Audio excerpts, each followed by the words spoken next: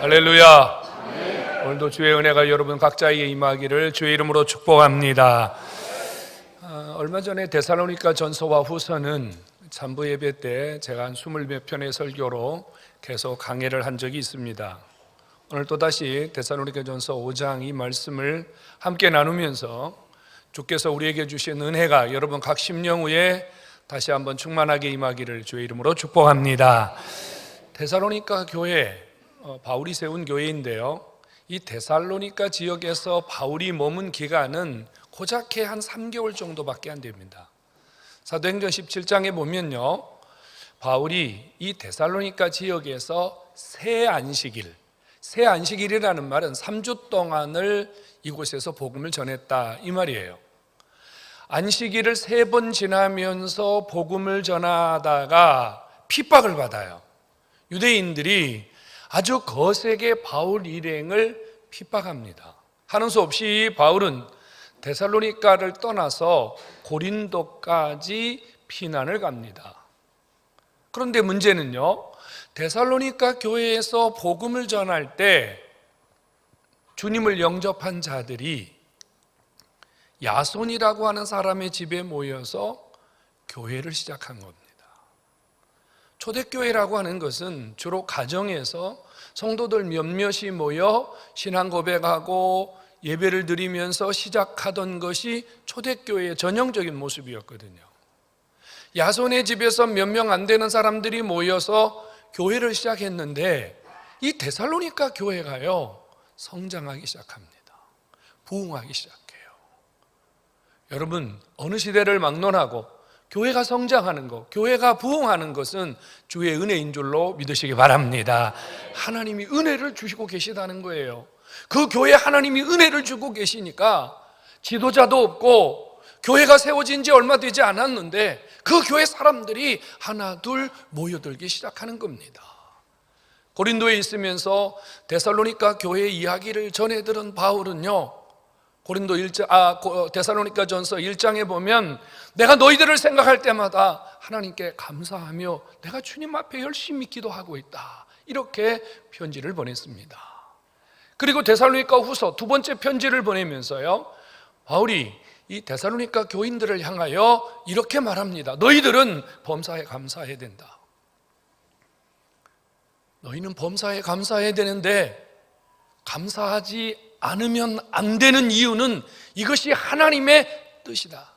너희를 향한 하나님의 명령이다. 이렇게 강력한 표현을 가지고 데살로니가 교인들에게 감사하라고 이야기를 해요.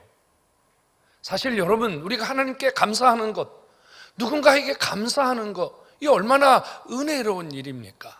은혜 받은 성도, 마땅히 하나님이 주신 은혜를 담고 있다면 우리는 감사하는 것이 마땅하거든요. 그런데 여러분들에게 여쭤보겠습니다. 사실 여러분들이 교회 와서 감사하십시오, 우리 범사에 감사해야 됩니다, 그러면 아멘 하는 사람보다는요, 불편하게 느끼는 분들이 훨씬 많습니다. 왜?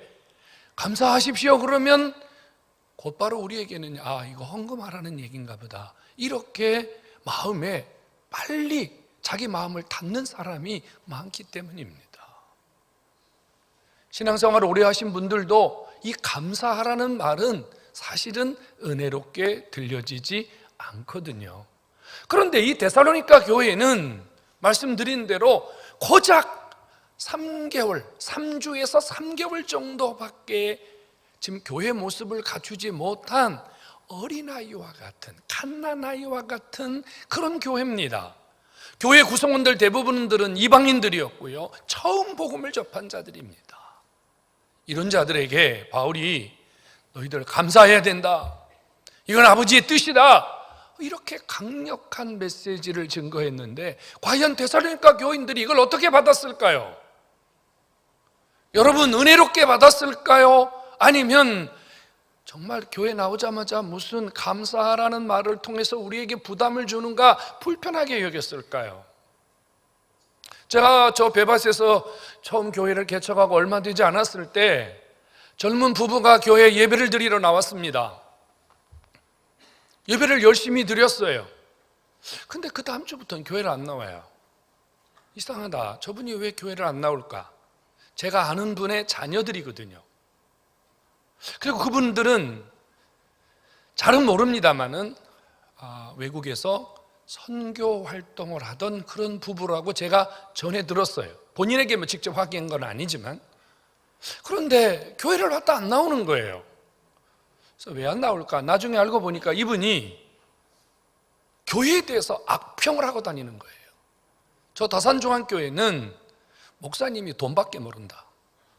교회 예배드리러 갔더니 목사님이 헌금 얘기를 하는데 내가 시험이 확 들었다.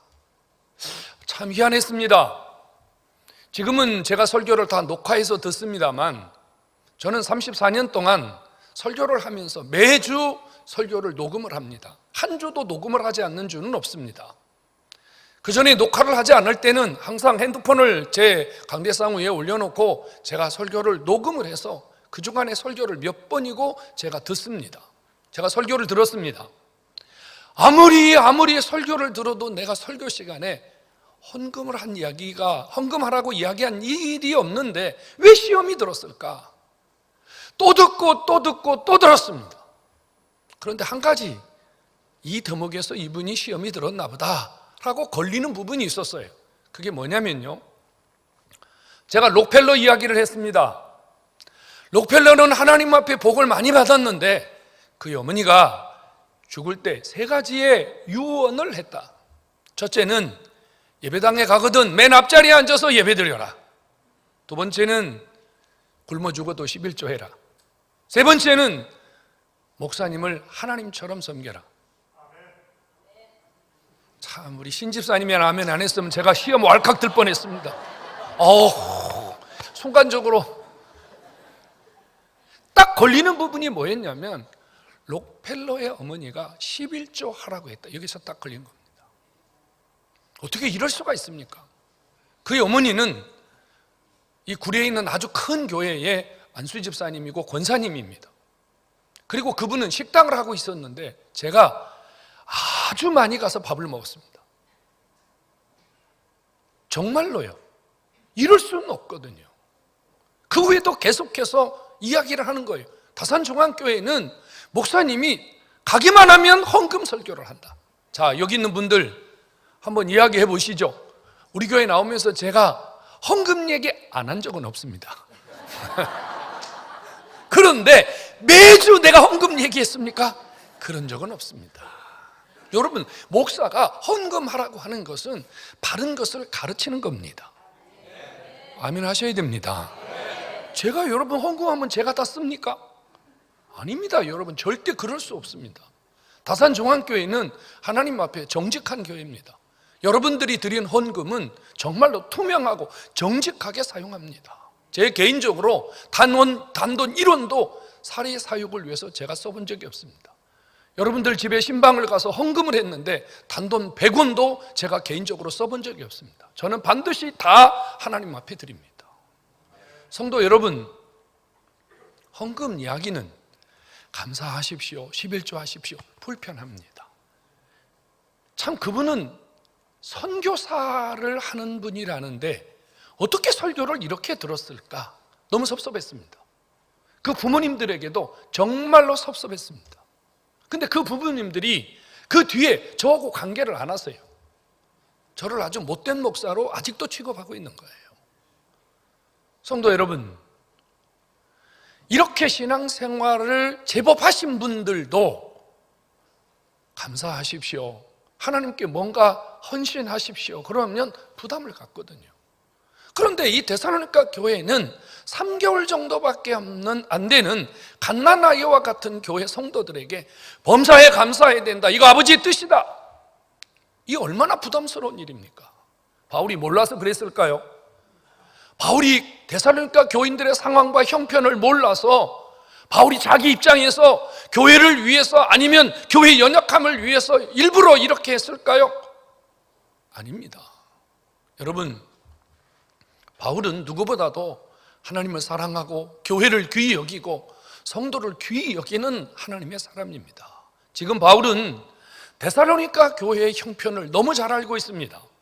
데살로니가 교회에 가장 시급한 것은 뭐냐면요, 이 교회가 교회다운 교회로 바로 서는 거예요. 성도 한 사람 한 사람이 바른 신앙과 바른 진리로 바르게 세워지는 거예요. 그러기 위해서 꼭 필요한 것이 있다면요, 지금 이 데살로니가 교회를 핍박하고 데살로니가 교인들을 시험 속에 빠지게 하는 세력들이 있습니다. 이 문제의 세력들, 이 시험의 세력들을 이겨내야 한다, 그 말이에요. 바울은 이 데살로니가 교회가 시험으로부터, 시련으로부터, 문제로부터 탈출하기를 원하는데, 문제를 이기고 시험을 이기고 고난을 이기고 교회 안에 있는 여러 가지 문제를 이길 수 있는 처방이 무엇이냐? 감사하는 것이 문제를 해결하는 방법이기 때문에 감사의 처방을 통해서 데살로니가 교회가 교회다운 교회가 되고 성도들이 하나님 앞에 바로 세워지는 이 일을 위하여 하나님의 뜻, 감사를 통해서 그 교회를 바로 세우려는 하나님의 음성인 줄로 깨닫기를 축원합니다.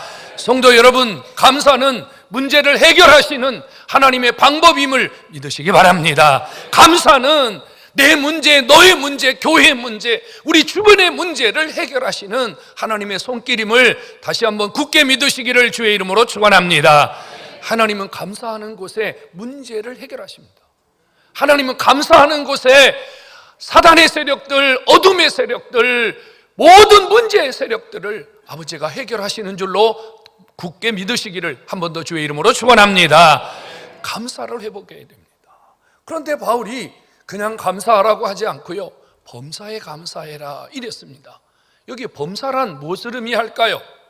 바울이 범사에 감사하라, 그 말은요, 모든 일에 일부러라도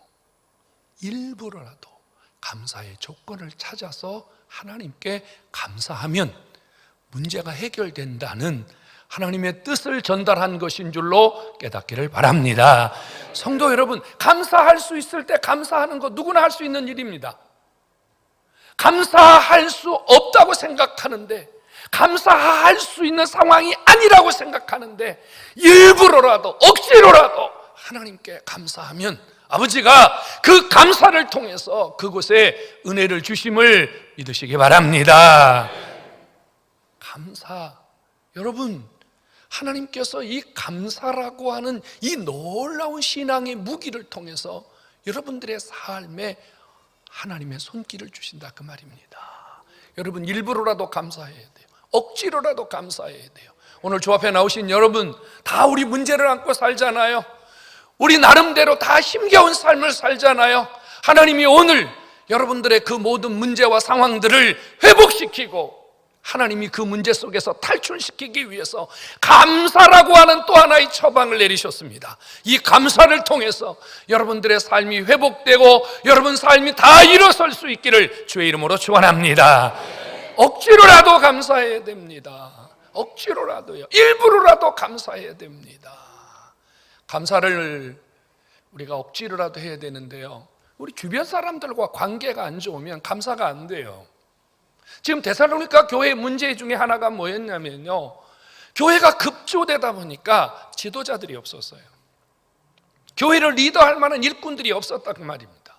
그리고 바울이 느닷없이 쫓겨나는 통에 교회를 구성하지 못하고 나왔어요. 그래서 믿음의 아들이었던 디모데를 두고 오긴 했지만 여전히 교회는 불안했습니다. 이때 교회에서 나이가 드신 분들, 또 조금이라도 복음을 더 많이 이해한 분들이 이곳저곳에서 성도들을 살피고 성도들을 리더하고 성도들에게 교회 생활의 길잡이가 되어 주었습니다. 그런데요, 성도들 가운데 불평불만이 일어난 거예요. 아니, 쟤하고 나하고는 똑같이 같이 왔는데 왜 쟤는 일꾼이야? 왜 쟤는 리더야? 쟤는 뭐가 잘나서 구역장 하는 거야? 쟤는 뭐가 잘나서 회장을 하는 거야? 교회 안에서 분쟁이 일어난 겁니다. 교회 안에서 시끄러운 일들이 일어난 겁니다. 여러분, 교회 왔더니 싸움이 일어납니다. 교회 왔더니 서로 원망과 시비와 서로 문제를 잡고 물고 뜯고 합니다.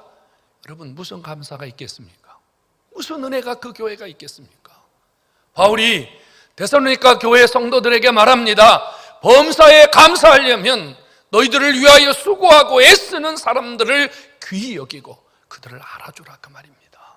성도 여러분, 하나님이 은혜를 누구를 통해서 줍니까? 사람을 통해서 은혜 줍니다. 사람을 통해서 문제를 해결합니다. 여러분 주변에 있는 여러분들의 신앙의 동역자들을 통해서 하나님이 말씀하시고 하나님이 깨닫게 하시고 하나님이 기적을 주시고 하나님이 은혜를 주시는 줄로 믿으시기 바랍니다. 그러므로 여러분 주변에 있는 사람들 한 분 한 분을 귀히 여기고 이분들에게서 감사의 이유를 찾고 감사의 조건을 찾고 이분들을 통해서 참 하나님이 이 귀한 분을 나에게 보내주셔서 감사하구나, 감사할 때 하나님의 역사가 일어나는 줄로 믿으시기를 축원합니다. 여러분 곁에 앉아있는 신앙의 동역자들은요, 그 동역자들을 통해서 여러분들을 도우시려는, 여러분들에게 기적을 주시려는 하나님의 통로인 줄로 믿으시기를 축원합니다. 그러므로 여러분 누군가 함께 신앙생활할 수 있다는 것, 누군가 함께 주를 같이 섬기는 이 은혜의 통로에 같이 들어있다는 것이 복인 줄로 믿으시기 바랍니다. 이 은혜예요. 여러분, 제가 여기 와서 개척하고 주님 교회를 섬기면서 참 제가 하나님 앞에 하루도 빠지지 않고 감사하는 것이 있다면 바로 여러분들입니다. 하나님이 저에게 여러분들 한 분 한 분 이 소중한 하나님의 사람들을 붙여주셔서 저와 여러분들이 함께 주를 섬기고 교회 운동을 하고 하나님 나라를 만들어 갈 수 있는 이 은혜를 주신 것이 저에게는 무한한 감사입니다. 성도 여러분, 우리 서로 감사하고 서로 좋은 것을 보고 서로 칭찬하고 이러면서 하나님의 나라를 세워가는 일에 하나님께서 저와 여러분들을 사용하시는 이 복을 받기를 주의 이름으로 축원합니다. 여러분, 바울이 데살로니가 교회에 또 하나를 주문했습니다. 너희끼리 화목해야 된다. 너희끼리 화목해야 된다. 여러분, 화목이 뭡니까? 화목은 좋은 관계를 유지하는 게 화목입니다. 불화는 뭡니까? 사이가 나빠지는 것이고 사이가 틀어지는 거예요. 사이가 나빠지고 사이가 틀어지는 원인 중에 하나가 뭡니까? 원망과 시비입니다. 바로 감사의 반대입니다. 말씀드린 대로 여러분 곁에 있는 신앙의 동역자들에게는 좋은 점도 있고 나쁜 점도 있습니다. 은혜스러운 부분도 있고 은혜가 안 되는 부분도 있습니다. 제가 늘 말하지만 여러분들도 제가 별로 마음에 안 드는 부분이 많을 거예요. 말을 안 해서 그렇지, 그렇죠? 어떤 사람은요, 교회 와서 제가 목소리가 크다고 엄청 싫어하는 사람이 있어요. 몇 주 전에도 또 저한테 이의를 제기했어요. 왜 목사님 그렇게 주일날 소리를 지릅니까? 그래서 제가 얘기했습니다. 저는 소리를 지르는 게 아니고 목소리가 큰 겁니다. 기본적인 통이 큰 건데 그거 어떡하라는 얘기입니까? 그렇지 않아요? 응? 우리 서로요 다 마음에 안 드는 부분이 많이 있습니다. 그런데 화목하기 위해서는 어떻게 해야 되죠? 좋은 점을 봐야 됩니다. 좋은 점을 봐야 됩니다. 서로 좋은 점을 보고 상대방 입장에서 생각하고 이렇게 하면 뭐가 찾아져요? 감사거리가 찾아지는 줄로 믿으시기 바랍니다. 여러분, 화목하려고 생각하면 내가 저 사람하고 좋은 관계를 유지해야 되겠다, 내가 저 사람하고 좋은 관계 속에서 신앙생활을 해야 되겠다, 이렇게 마음을 먹고 상대를 보면 여러분 예뻐 보여요.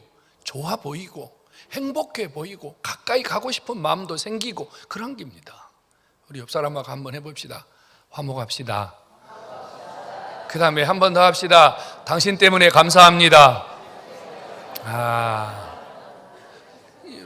분위기가 처음보다 훨씬 좋아졌죠. 그렇죠? 얼마나 좋습니까? 이게 화목이에요. 화목한 곳에는요 감사할 이유가 생겨요. 화목하면요 감사의 제목이 자꾸 생겨요. 이런 분들이 있거든요. 주변을 돌아보니까 내 주변에는 왜 이렇게 힘도 없고 돈도 없고 무식하고 생긴 것도 못생기고 왜 이렇게 내 주변에 이런 사람들만 있는지 모르겠다, 이렇게 생각하는 사람이 있어요. 가끔 이제 저 목사님들하고 같이 공부하다 보면 목사님들 중에 이런 분이 있어요. 우리 교회는 왜 이렇게 못 사는 사람들만 와 있는지 모르겠다. 하여튼 우리 교회는 이 동네에서 제일 못 사는 사람들만 다 있다고. 목사님 너무 힘들어갔어요. 이런 사람이 있어요. 근데 똑같은 목사님인데요, 어떤 분은 이럽니다.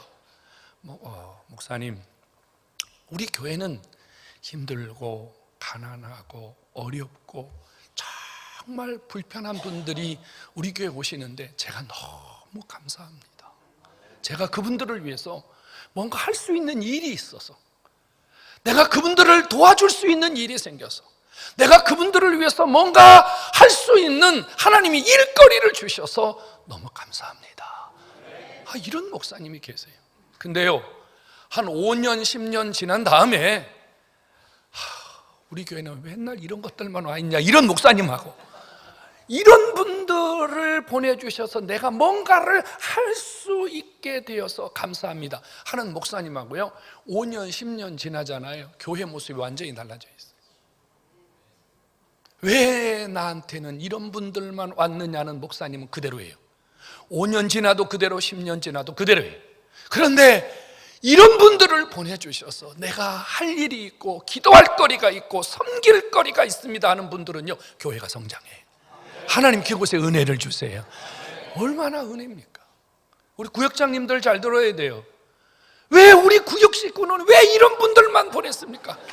이러면 그 구역은 성장 안 해요. 여러분, 이렇게 힘든 분들, 이렇게 어려운 분들, 이런 분들 보내주셔서 내가 구역장으로 기도할 수 있고 도와줄 수 있고 함께 할 수 있어서 감사합니다.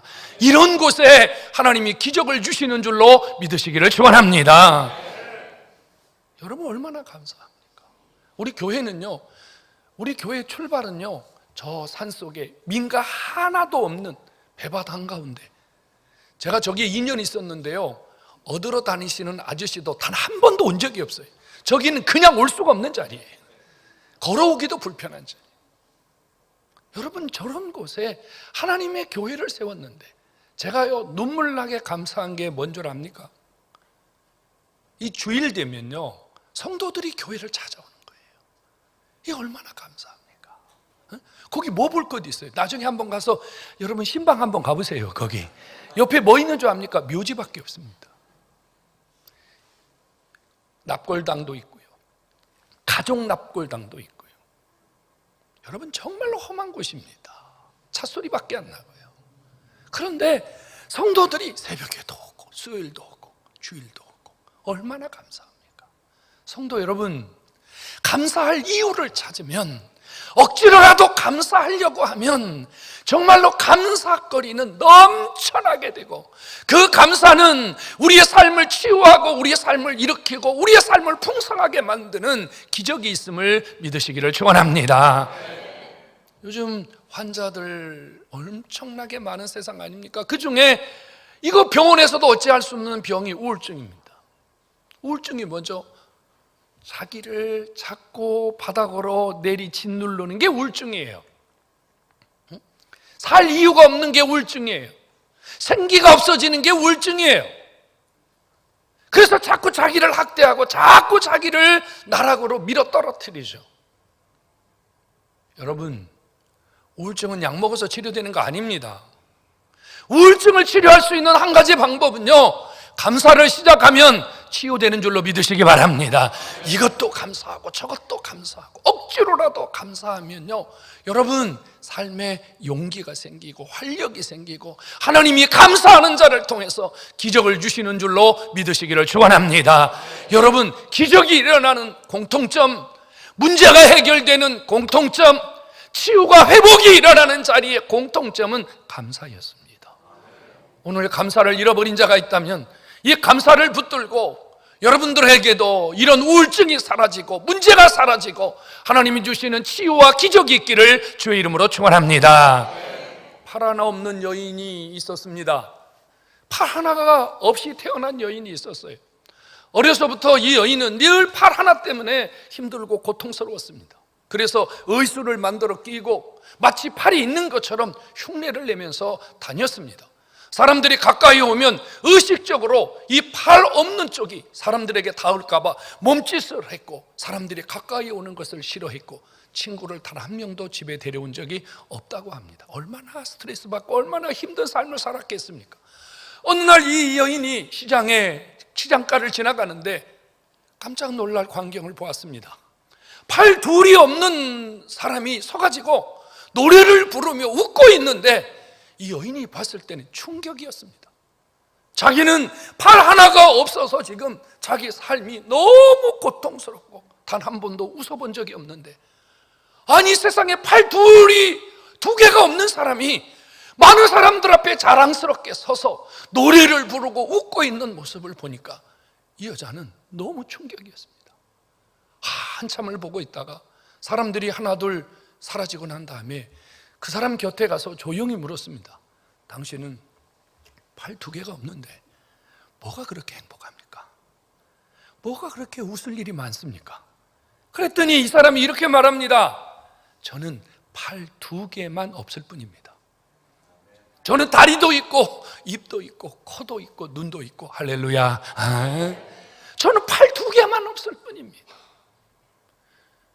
이 여자가 집에 가서 저녁에 잠을 자려고 누웠는데 밤새 그 사람의 목소리가 떠나지 않았습니다. 팔 두 개만 없을 뿐입니다.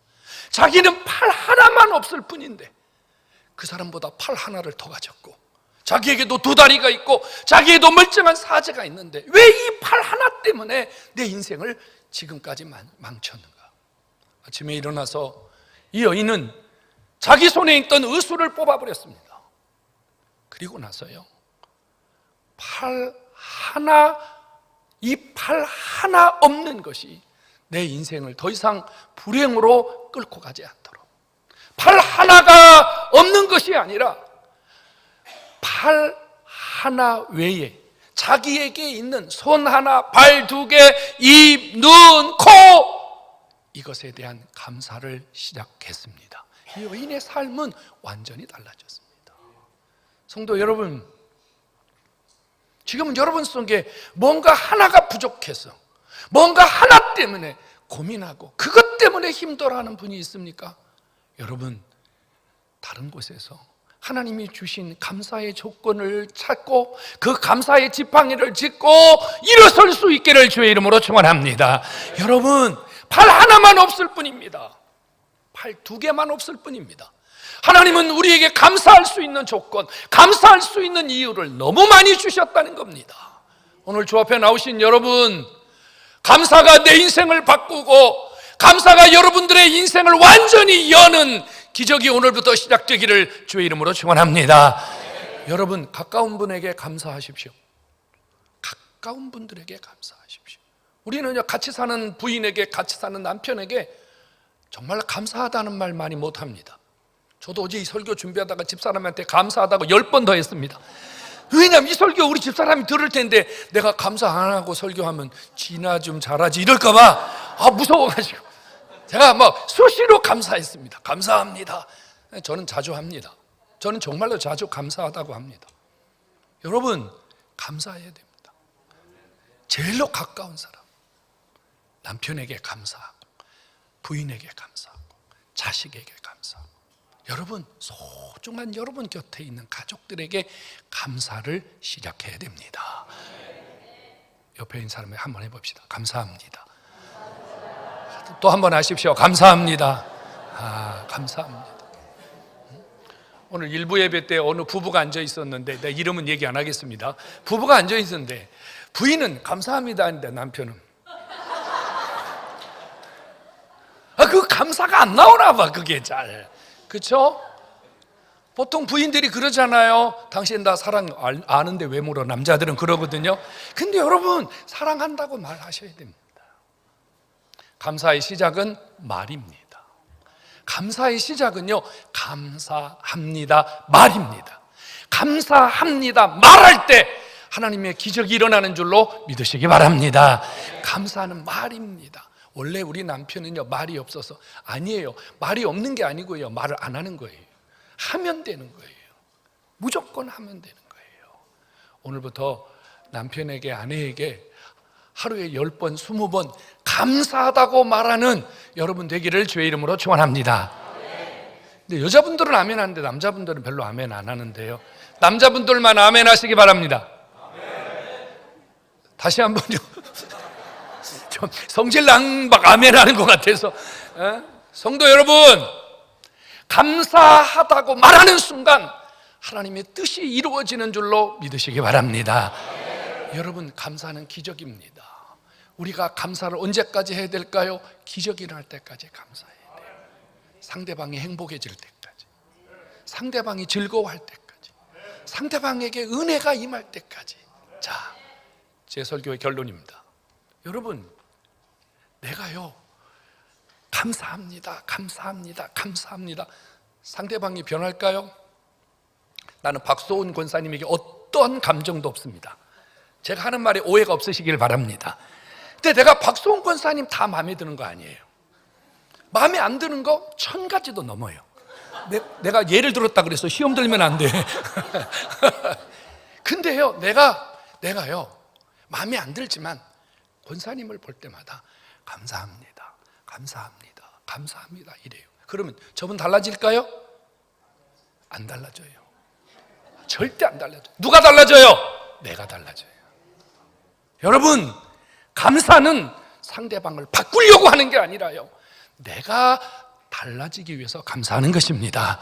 감사하면 내가 행복해지고, 감사는 내가 달라지고, 감사는 하나님이 나를 축복하는 거예요. 감사합니다, 감사합니다, 감사합니다. 하나님이 박수홍 권사님을 축복하는 게 아니고요, 감사합니다, 감사합니다, 감사합니다. 일을 갈면서도 감사합니다 하면은 하나님 누구를 축복하세요? 나를 축복하신다. 할렐루야. 여러분, 오늘부터 우리 감사하면서, 하나님이 주의 뜻이라고 그랬으니까 여러분들을 더 귀하게, 여러분들을 더 존귀하게 사용하시려는 아버지의 뜻이 여러분들을 통해서 일어날 수 있기를 주의 이름으로 축복합니다. 하나만 따라서 하고 마칩니다. 감사의 바이러스가 됩시다. 할렐루야.